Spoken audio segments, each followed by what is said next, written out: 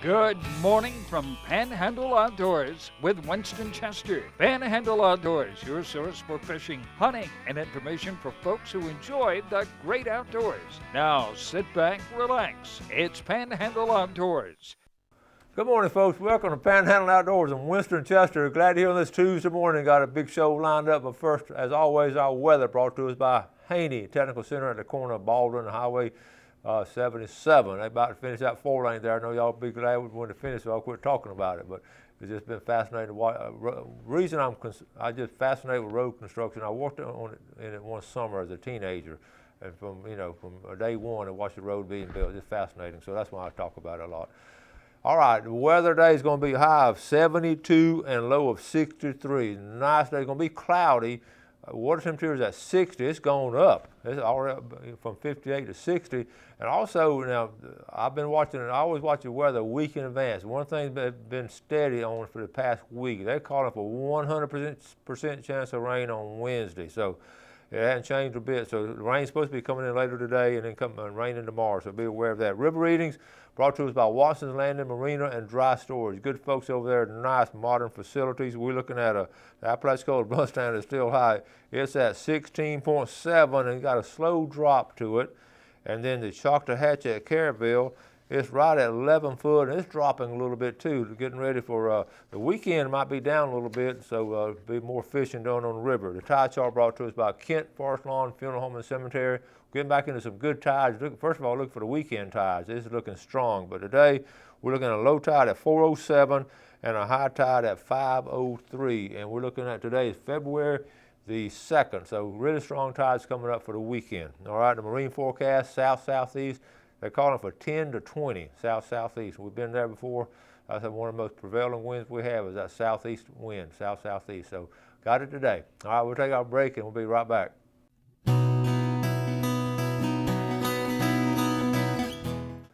Welcome back. Getting into some pictures now. We're getting ready to do a little camping unit in my outdoor ed class. I was sort of scanning through stuff. I found this tent. This is fascinating. I just want to share it with you. I don't know a lot about it, but the advantages of a tent like this, it gets you off the ground. It's got to be pretty comfortable now. I don't know if you got a weight limit or not. Some of the old boys I used to camp with, if we put them in the center, we'd all roll toward the center. But anyway, that's called Camp Right, and I don't know much about it other than just a picture. I want to share it with you. I'm going to share it with my students today. All right, let's get in some hunting pictures. Check this out. Look at this crew here from up here in Conard. I know some of these mug shots. These boys can hunt really good up there. They got a really good one shot, that 11 point.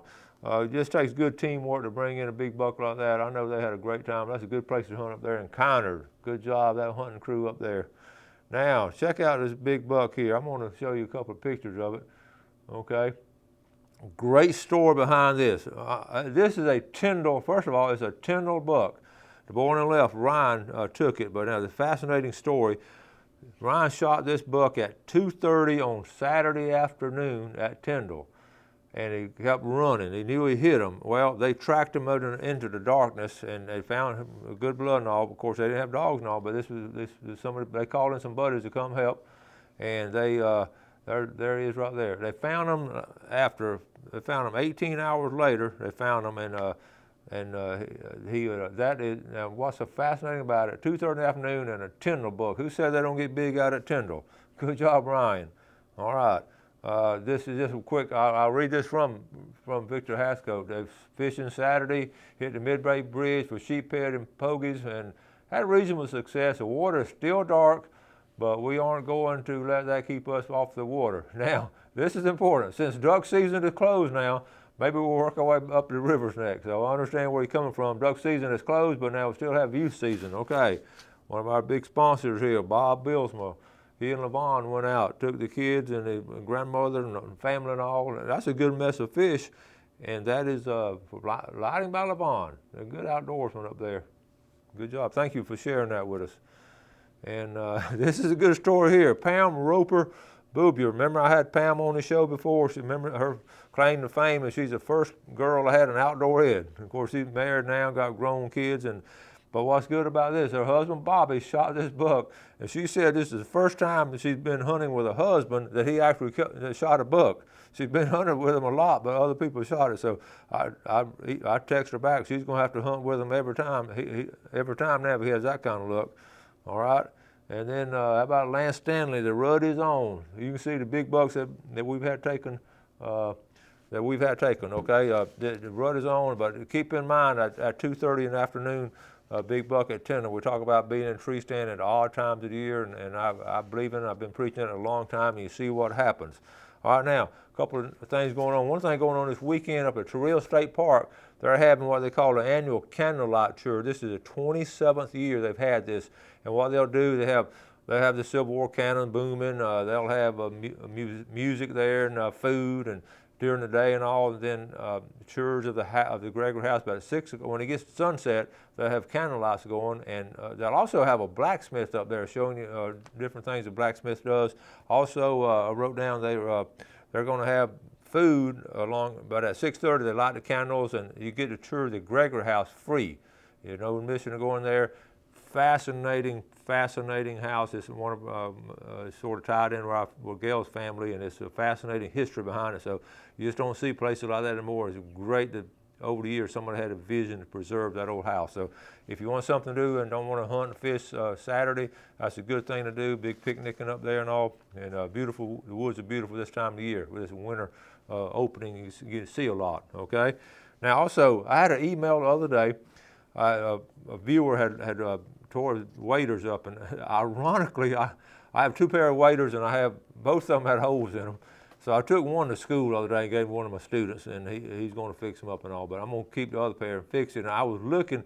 He texted me, he emailed me and said, "Coach, you had some stuff on a while back," and it was a COPA conference. I went and interviewed one of the booths there, and it's called SG20.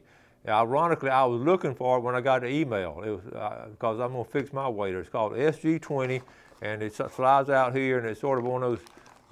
You put everything in it, but it really has good reviews. I read up on it. Then the guy that I talked to that presented it, it's elastic, and it'll move, and it's really. And I looked it up on the internet.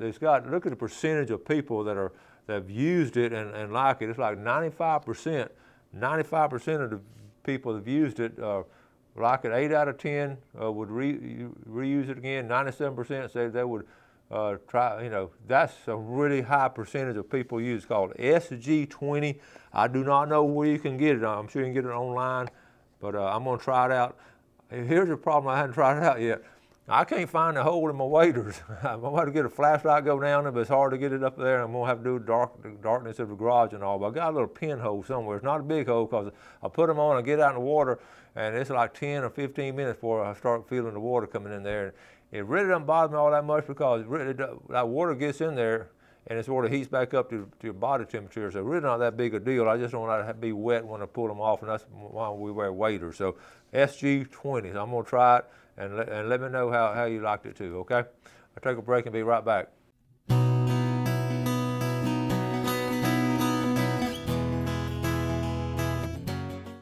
All right, I'm going to bring up some names for the pickle jar. All right, these are my Teloja buddies over here and kinfolks. Lauren Hill, Teloja. Jessica Hill, Teloja. Why don't y'all look up on the map of Teloja. Paul Summerlin, Teloja. David Crow Jr., Teloja. Helen Whitehead, Teloja.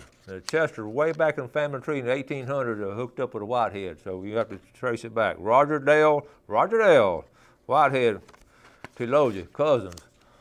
Amanda Whitehead, one of the most loyal viewers I have. It watches every morning. Good morning, Amanda. How about Carl Key, Panama City Beach on the west end? Now get that straight, on the west end of Panama City Beach. Barb Key, Panama City Beach, west end. And Greg Frady up in Alford. Glad to have y'all. Those Teloja folks, that's half the population, Teloja right there in our case. Okay, now, and what fascinates me, I have a lot of heritage and history that I'm very proud of. Please don't think I'm ever bragging about it. I'm proud of my roots and all, and a lot of it goes up in that area. And one of the things I want to show this video, one of the things that fascinates me about it is in the bait and tackle store that's open back up at North Bay Bait and Tackle. I'm going to show you a video, but I'm going to give you my reason. I've sort of always I've loved these little bait and tackle stores and these little one owner, one man operation where you're the guy that owns it is the CEO. He's also the salesman. He's also sweeps the floor. And when I was a kid, actually, I was thinking about it last night when I knew I was going to introduce this video. When I was a little kid, before I started school, we lived close to a bait and tackle store, and I was just fascinated. I'd walk in there, you know, back then you could walk in the neighborhood. I'd walk up there to the road and walk back there and see all the minnows and the crickets and that's when I first fell in love with the old Heddon fishing tackle. He had a whole shelf full of the old Heddon river runts and stuff like that. And I remember looking up at them. That's why I collect old fishing tackle now, because of that and my old tackle boxes I used to see. So anyway, quickly let's move on. Mr. W.D. Harrell, Willie D. Harrell owned the tackle store. Harrell's Bait and Tackle, coming out of Quincy, going on Lake Talquin, and that's where everybody would leave town and they'd stop by Harrell's Bait and Tackle and get their bait. And I just sort of, as a kid, I'd go there and watch him and all. And he would go down in the swamp on Thursday mornings and drive the stake in and grunt his worms, the earthworm. He'd grunt the worms. They called it fiddling and all that. And he would just put some on top of it. And my mom and dad let me go with him on occasion, or just a couple of times I'd go with he and his wife, and he had a kid too. And he would get his own worms and come back there and sell them at the bait stop. So anyway, I've always been fascinated with bait and tackle, these little old one, and I know y'all know what I'm talking about. Every town in the South and throughout the Midwest, and I'm sure up in the northern part where they had lakes and all, we had little bait and tackle stores, and it's part of Americana.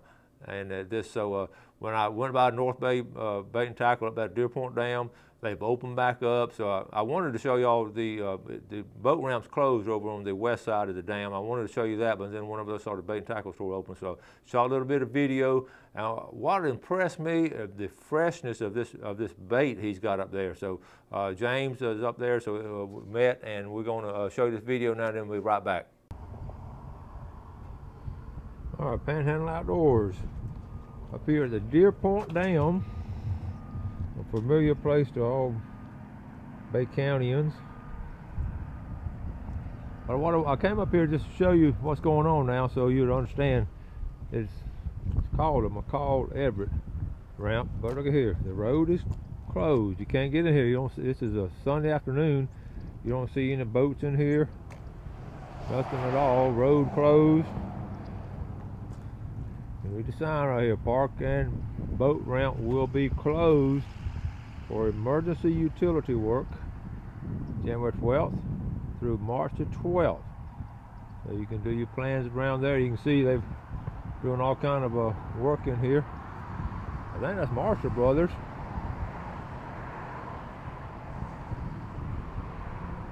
They actually started on the other side of the dam.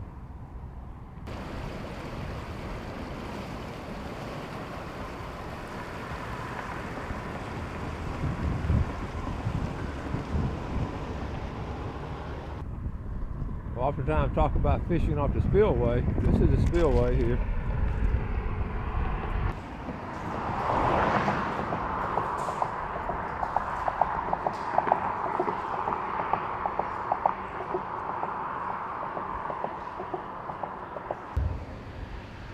While I'm up here, I ran by North Bay Bait and Tackle. They have opened back up.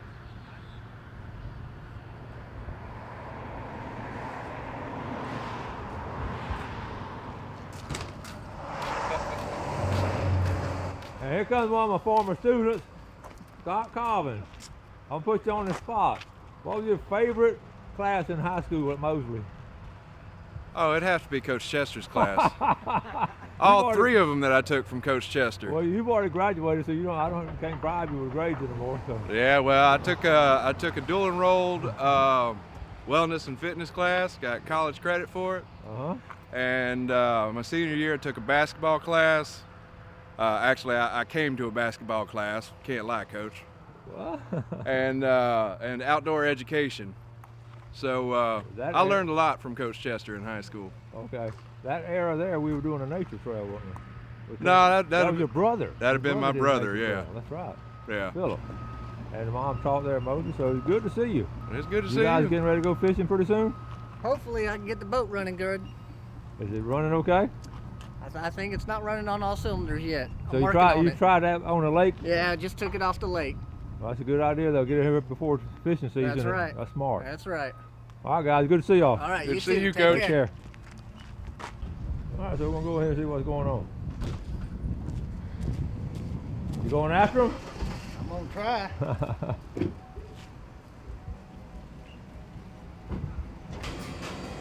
All right, we're inside now. James, How are you doing? y'all got it open back up, right? We got her opened up for now. All right. Go ahead and take care of your customer. Go ahead. I'll just walk through here and see what all we got.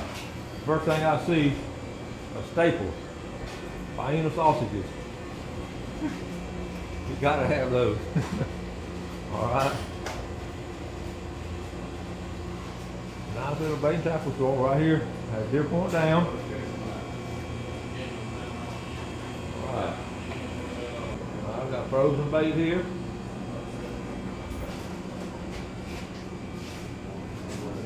Just selecting the tackle. The head down here. All right, here's some pictures up here. I know this guy, Dennis Boggs. He photoshopped these. Now Dennis is a good fisherman. Hot boiled peanuts.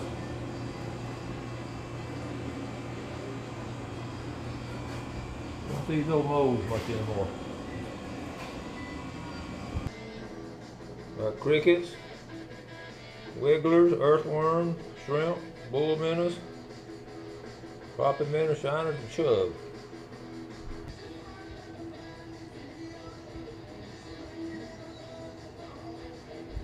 All right, back here in the bait shack. Oh, all right. Got some crickets. Look at here. We'll be getting those pretty soon. Yeah, we've been selling quite a few of them here lately. All right. Here's what our Ooh, look at there. That color's special, ain't it? it makes a big difference. It really does. Makes a big difference on them. Ah, come on back in the backside. All right, show us what you got. Oh, John, you talking about getting some redfish hungry? That's perfect size.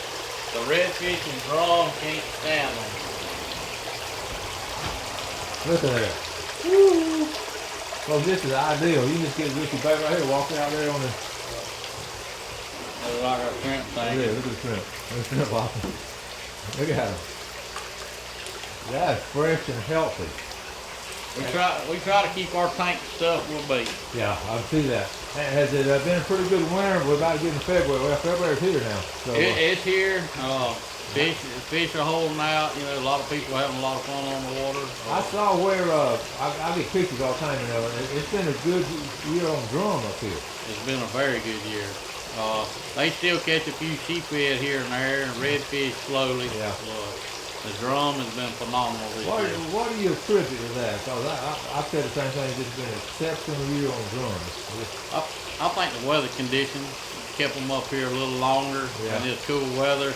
Now coming in, they staying around this warmer water now. Yeah. Well, James, thank you so much, and you folks come up here and visit. This one is fresh bait. Thank you now.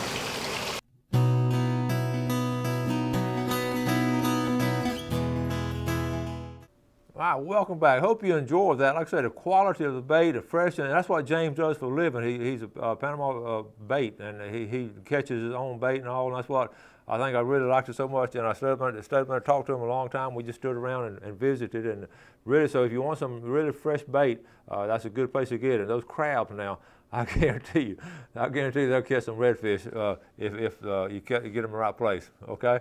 So anyway, and you can see, I don't know if he grunts his own worms like I used to see as a kid and all, but that was just special to me. I think that's why it made an impression on me to see people catching their own bait and all. I know there are a lot of bait and tackle stores throughout the country, and a lot of them are going out of business, but the ones that is Americana, as I said earlier. Let's look at our fishing game time today, brought to us by Mark Cowart of Counts Real Estate. Got a new setup here. Thanks, Jeff, for setting this up. Really looks good. 6:43 to 8:43, and that's this morning and tonight from 7:07 to 9:07. Jeff Peck does an amazing job with our visuals and all. And oh, by the way, I want to wish Jeff a happy late birthday. He didn't tell me about it till his birthday, and I can't keep up with my own birthday. So happy late birthday, Jeff. All right. Now let's move on. I got several things here I want to get to. Hopefully I have time. This is a copy of an article in Sunday Morning News Herald. Okay, outdoors, it's a class like no other. And Scott Lindsay wrote an article about Mosley Outdoor Ed and had me in it and all. And I just want to personally thank Scott. We've been friends a long time, and it gives you a little bit of history of the Outdoor Morning Show. He used to do it himself when with Red Holland, and he used to sub for Red, and that's really where we got to know each other many years ago. But he, he wrote about it. We had a Teacher of the Year last contest or pageant, or whatever you want to call it, last week, and I didn't win, but he wrote this article about it, and I really appreciate him doing that. It meant a lot to him, my family. I was a little, as always, when you're in something, the competitive edge, you want to win and all. I was disappointed, not because I personally didn't win, but I felt like I sort of let my family down. They were all, all the kids were excited at the banquet and all, and I felt like I let them down. I felt like I let my school down by not winning. But I really got some great feedback. Nat Harris sent a good email and a message, and y'all made me feel so good and all. But this is a great article, and I appreciate Scott doing it. It came at a great time. Made Gail and I feel a lot better reading it. So if you get a chance to read Sunday morning's paper, a good article. Now, he didn't just write it off the top of his head. Scott has been to my class. He came to my classroom several years back and observed it and all, and I had him as a guest speaker. So it's really neat to have that. So I just wanted to thank Scott and appreciate all the feedback from all the viewers and all. And it's just it is what it is, or it was what it was, and those things happen. So anyway, I appreciate all of that. I don't have time to get into what else I had planned, so I got about 30 seconds. Let me just say, as you're planning your week and all, we're looking into some rain for tomorrow, but the weekend, look at the weather for the long-range forecast. The weather looks really good, and we're into February now. Remember what I said about, okay, duck season's over, but now still going to be a youth duck hunt this weekend. I'm looking at age group real quick. The age group of the hunters. Most duck hunters now are 20, 30-something year olds. I don't see a lot of old-time hunters. Got a couple of old-time hunters up there, but most of them are that age group. It's interesting to have seen that develop. All right, got to start wrapping things up. As always, I want to tell you how much we appreciate you watching Panhandle Outdoors. The viewership, that's what keeps me going on. It's great feedback from all you folks and the great sponsors we have. So you do something good for your fellow man today. You have a great day, and God bless. Thanks for joining us for Panhandle Outdoors with Winston Chester. Panhandle Outdoors features hunting, fishing, and other activities and information to help you enjoy the great outdoors. Join us next time for Panhandle Outdoors.